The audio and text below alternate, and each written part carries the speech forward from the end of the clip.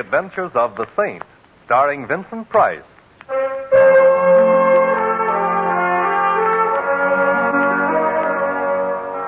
The Saint, based on characters created by Leslie Charteris and known to millions from books, magazines, and motion pictures. The Robin Hood of modern crime now comes to radio, starring Hollywood's brilliant and talented actor Vincent Price as The Saint. Taxi! Taxi! 4500, Sutter, please. It's kind of late, ain't it? Yes, it is. Comes this time of night, I figure a guy should order... 4500, Sutter, please.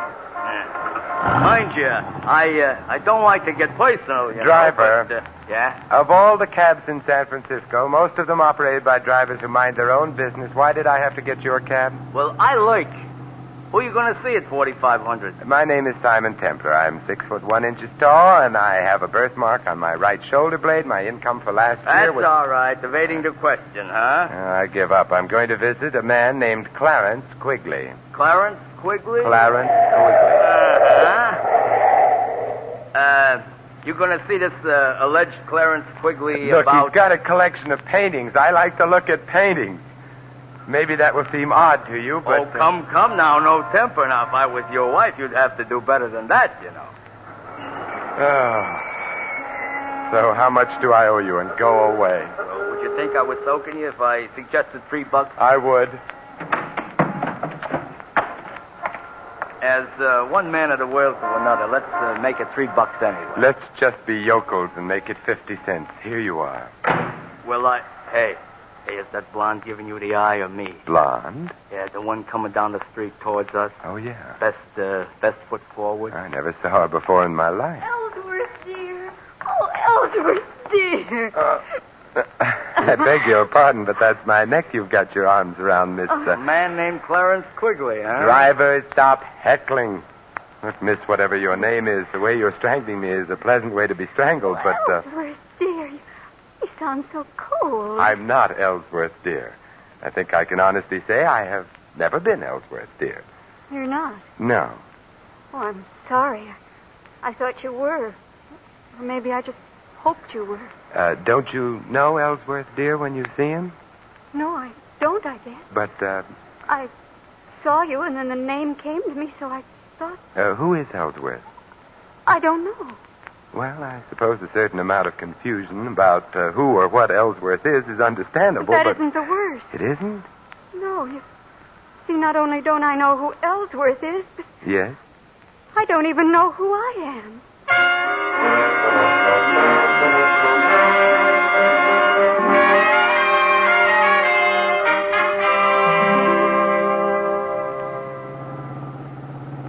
What I want to know in a general sort of way is how Mr. Clarence Quigley is going to feel. Driver, would you mind concentrating on your driving? He's liable to be frustrated, like, I'm taking you and a lady right back to where you started. My apartment, yes, because Miss X needs help. Oh, I feel as though I'm imposing on you, Mr. Tim. Nonsense. The hour's late. You couldn't very well go wandering about the streets indefinitely. Especially in that hat. Anything wrong with my hat? Not a thing. No, it's very charming and immaculate. Yeah, also, it resembles a bird's home away from home. Well, mister, we have returned from where we went away. Good. Miss X? Thank you. Huh? You're going to keep on being a yokel, huh? Here. Mm-hmm. This time only half a yokel. Well, goodbye. You know where I'm going? No. I'm going to lurk outside of Clarence Quigley's. I think tonight he's a fellow who needs a friend. I need one, too. Oh, come along now.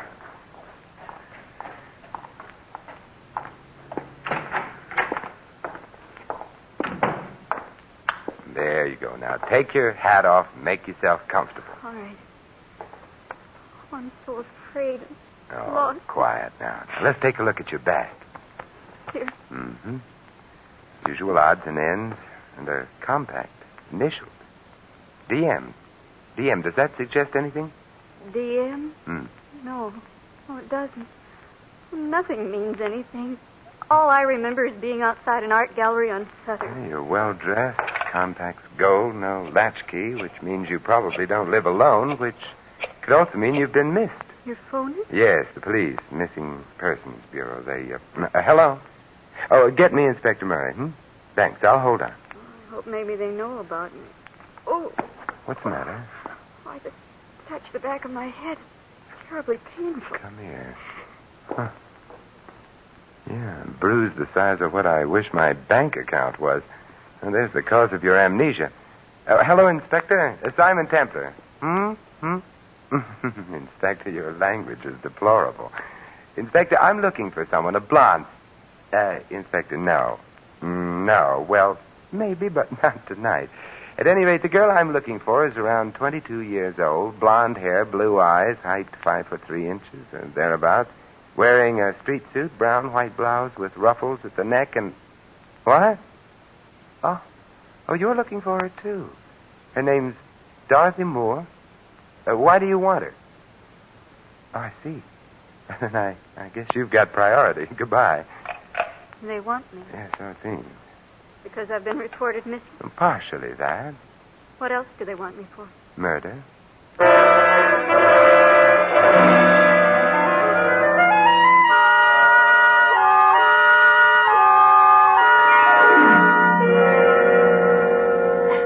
Here, now, try another cup of coffee.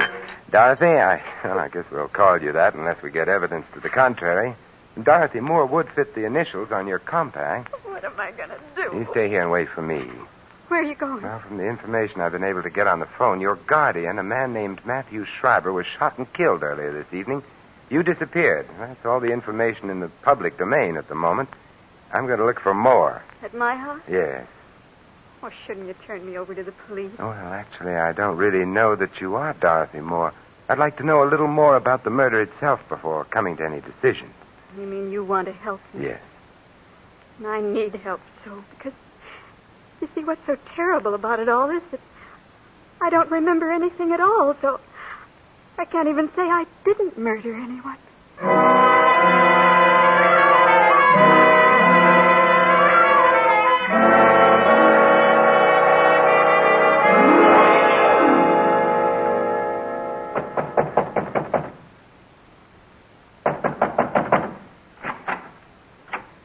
Hello. Hello. Well, it's been fun meeting you. Goodbye. Now, wait a minute. Don't shut the door. Why not? I'm coming in. Oh, all right. I hate to seem prying, but who are you? Simon Templar. An attractive name, much more distinguished than mine. Oh, what's your name? Walters. Not the most glamorous name in the world, but I'm a butler, so I bear up. Good. Where is everybody? In the library. They're so well bred. Oh, who is in the library? Mrs. Atkins, the housekeeper, the Cassandra of our day. A gloomy lady prophesying disaster, Yes. And, of course, there's Mr. Tinsley. Mr. Tinsley? A strange fellow who spends a good deal of his time sitting on small horses and hitting a large ball with a long wooden stick. A polo player. Doesn't matter what you call it. It's no job for a grown man. What's his relationship to Miss Moore? Oh, let's not start prying, shall we? Expound? Well, to breach your confidence, he's engaged to marry Miss Moore, if and when she's found, and if she happens to be innocent of our guardian's assassination. Oh. Anyone else in the library? No. Mr. Schreiber, dear departed soul, is detained elsewhere, at the morgue. He was shot in the library. Oh, that's a bad place to be shot. Usually fatal. Suppose you take me to the library. Tell me, why did the police suspect Miss Moore? Because of me. You see, I told them that I heard shots in the house. I left my quarters on the Gallant, ran towards the library. Just before I got there, the door opened and Miss Dorothy ran out. Ran down the hall and out the front door. Is that true? My dear Mr. Templar, if not, would I have told the police otherwise? I don't know. Besides, it isn't good form to suspect the butler. The library, sir. Okay. Mrs. Atkins, Mr. Tinsley, Mr. Templar. What do you want? I'm looking for Miss Moore. So, young man, are the police. Why? Her guardian was murdered. All his money goes to her, and she's disappeared. Perhaps she didn't murder Mr. Schreiber. But you wouldn't bet on it. Perhaps I did. I hated him. Perhaps Mr. Tinsley there did. Now, look here. Isn't he priceless? Now, look here. Such a typical phrase. So typical, I wonder if he can really be so stupid. I love Dorothy, and... No one has questioned that. But what is it about her that you love?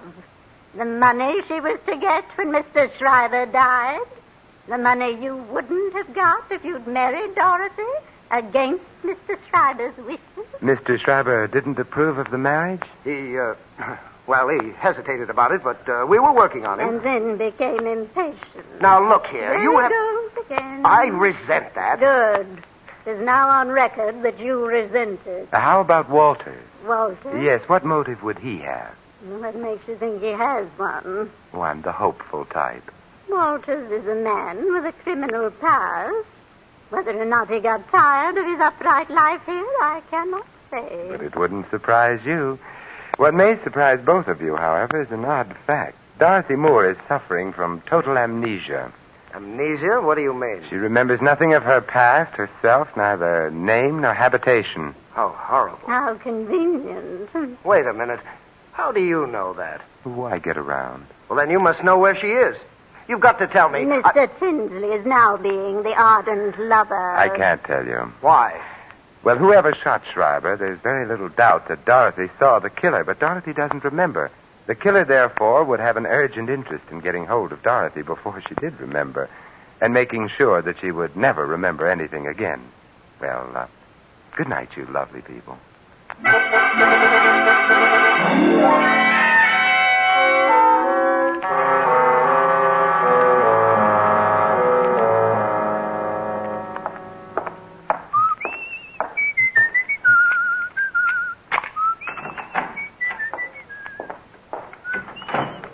Dorothy? Dorothy? Dorothy? Dorothy!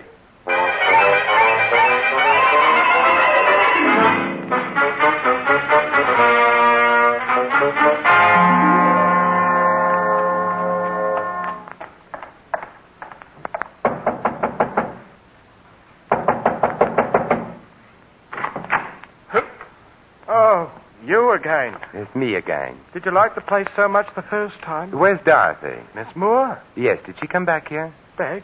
From where? She was at my apartment. When I got there, she was gone. Oh, she did come back here. She didn't ring. Let's find out.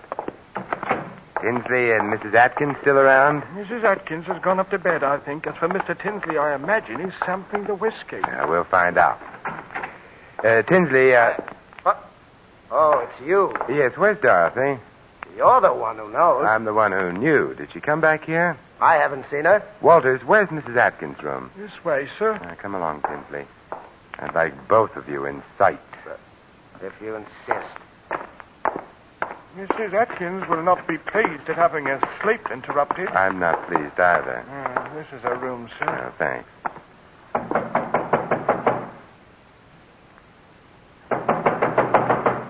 The old girl must be asleep. Then we must wake her up. She's a very sound sleeper. Well, then we'll go in and wake her up. Wow. How do you like that? Mrs. Atkins. Strung up to a beam. Anyone got a knife? Yes, here you are. Now, we'll cut the rope and get her down. The bed's over there. Uh-huh. Well, that's that. She dead? She's dead. Poor old girl. Although, you know something? What? She must have killed the old man. Shriver, I mean. Then she committed suicide. In remorse, I mean. For heaven's sakes, Templar, stop playing with that rope. This is a very interesting rope. Is it? Why? Because it proves, you see, that she didn't commit suicide. She was murdered.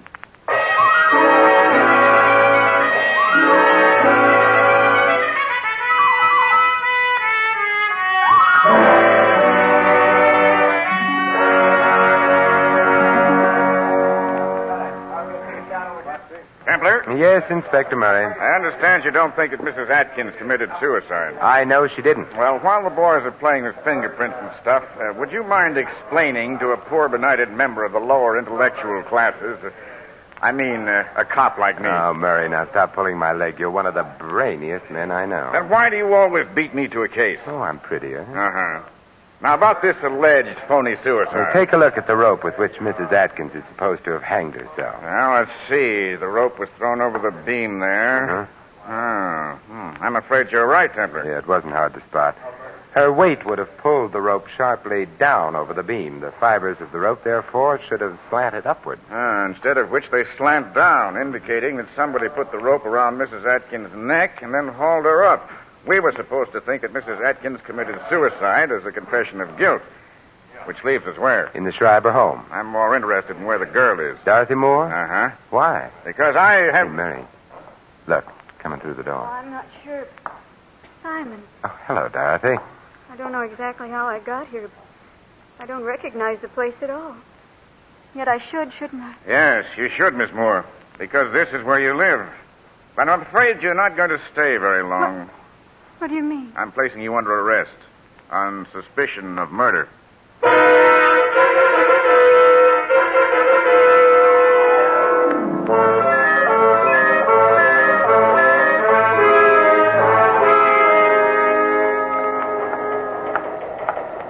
You know, I love police headquarters. They're so romantic. Uh-huh. Mary, how are you going to prove anything against that girl if she's suffering total amnesia? By proving that her amnesia is a fake. Oh, how? I have an alienist coming over here to look at one of our guests. I'll have him see Miss Moore, too. He's due any minute. I'll go get the girl now. I wonder. Oh, the other door. Come in. Hello. Well, you're not Murray. I was supposed... Who are you? Doll, of course. Now, what's the matter with you? What are you complaining of? But I'm not the one... Come. We've got to get to the bottom of these things, don't we? I suppose so. Now, when you were a little boy, what did you want most of all? To be a big boy. Mm-hmm. Are you afraid of the dark? No. No? You are not afraid because you have little friends who come to you in the dark, perhaps, eh? No. Now, why are you afraid of the dark? Oh, it's a long, long story. And, You know, you don't look at all well. well, I don't feel so good either. No, you should see a doctor. Thank you. I think I will. Goodbye. Oh, Templar. Yeah. Your alienist was here, Murray, but he left. Alienist? Well, I just phoned him and told him not to come. The district attorney wouldn't hold the girl. Insufficient evidence and ballistics. Ran a paraffin test. No proof that she'd fired a gun. But the man who was just in here, Dahl, I think his name was? Dahl? Uh-huh. He's not the alienist. He's the guy the alienist was coming to examine. He's nuts. Oh, dear. Well, I guess you're happy now that we can't hold the girl. No, because while you were holding her, things were safe. Now, Murray, let's go visit. Go visit where? The Schreiber house. A house where 2 people have died. A house very convenient for murder.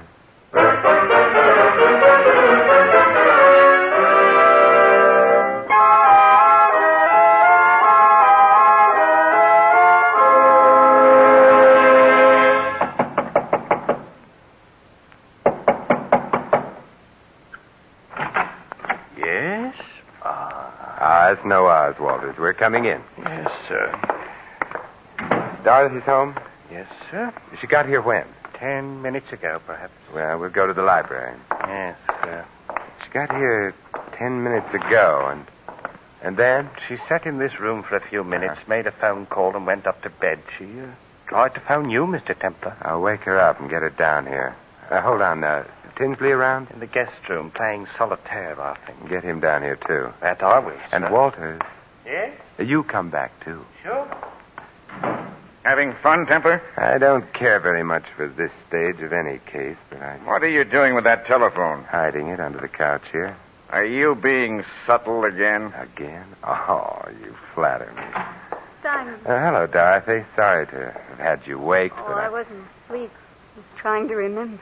You will if you get the chance. Tinsley's here in the house, isn't he? Yes, he is. For heaven's sakes, is a man never to get any peace? You know Inspector Murray, Mr. Tinsley? Oh, yes. The policeman. Oh, look, now get off your polo pony and... Where's Walters? By now, on his way to Canada, I imagine. Dorothy, get on the phone right away. The phone? Yes, of course. Oh, well, there doesn't seem to be one in here. Perhaps in the next room. Why do you want me to phone? I don't. But you just said. Dorothy, didn't there used to be a phone in this room? I don't know. I don't remember. Oh, yes, your amnesia. But you remember everything that happened since the blow on your head, don't you? Well, of course. Well, then equally, of course, since you were in this room a very little while ago, and since you used a phone in here, you should have remembered that. Why didn't you? Well, I don't know. slipped my mind. No, Dorothy, it didn't slip your mind. You were merely being over-careful. What does that mean? It means that you are not now, nor ever were, suffering from amnesia. Why should I pretend to have amnesia? Because you killed your uncle. You knew you'd need something to help you out in court, so you wandered about until you found someone on whom you could try out your amnesia. That happened to be me. You're just saying those things without proof. Besides, there was a paraffin test. It indicates merely that you wore gloves when you shot your uncle. It indicates I might have worn them. If I'd shot him, you can't prove I did. I can prove your amnesia was phony, that along with some other things. How can you prove it? Very simple. Your hat. What? When you arrived at my apartment, you took your hat off, discovered a large bruise on the back of your head. That was to supply a plausible reason for your amnesia. But, Dorothy, as I remarked to the cab driver at the time, your hat was immaculate, untouched. You're asking us to believe that the killer knocked you out and then carefully put your hat back on your head again? I'm not asking you to believe anything. I'm going. Oh, what a charming revolver. The one you used on your uncle? It still has bullets in it, so don't try to stop me. Dorothy, you didn't ask me how I could be so sure the killer hadn't done that business with your hat. I don't care. I'm so sure because of Walter's statement. Remember, he saw you rush out immediately after the shot? All right, you're smart, but you'll never stop me. Perhaps not, but Walters, who's right behind you, will. Oh, no, you can't fool me with He that. wasn't trying to, Miss Dorothy. I think I'd better... What? You're no gentleman. You knocked Miss Moore out with a bottle. Yes, sir. But you said you were going to You Canada. misunderstood me, sir. I merely said I was going to get some Canada Dry. Now the bottle's ruined. That's too bad. Oh, never mind, Walters. No harm done. Inspector Murray, you'll take Miss Moore, and I'll take an old-fashioned.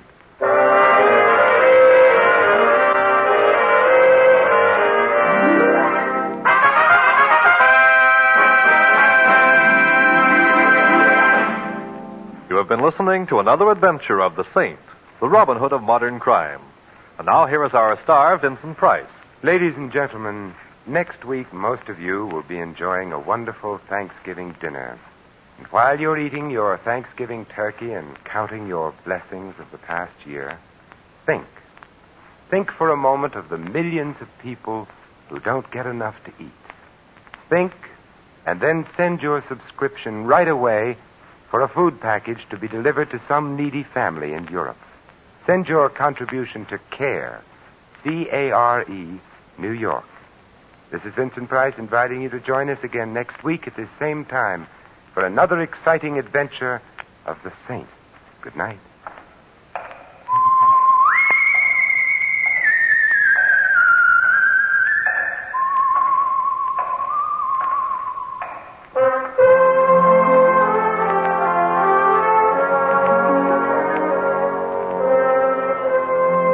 Tonight's script of The Saint was written by Lou Vitties. Our cast included Peggy Weber, Ted Von Els, Jerry Hausner, Tom Brown, and Dan O'Hurley. The music was composed and conducted by Harry Zimmerman. The Saint, based on characters created by Leslie Charteris, is a James L. Safier production and is directed by Thomas A. McAvity. Vincent Price is soon to be seen in Robert Lippert's production of The Baron of Arizona. All you Saint fans will be glad to know that the Saint comic books are on sale at all newsstands. Your announcer, Merrill Ross.